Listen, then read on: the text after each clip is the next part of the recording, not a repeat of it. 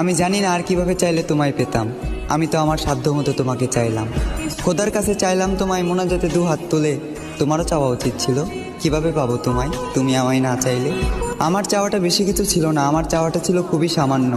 চেয়েছিলাম এই জীবনের পথে তোমার হাত ধরেই হাঁটবো। তবে দেখো, আজ এই জীবনটাই থেমে আছে তোমার জন্য।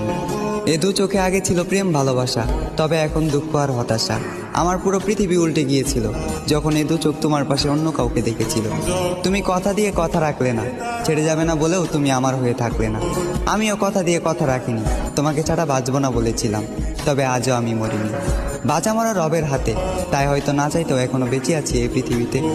এত কিছুর পরেও যে রব আমায় বাঁচিয়ে রাখলো, শুধুমাত্র তিনিই জানেন আমি কিভাবে বেঁচে আছি।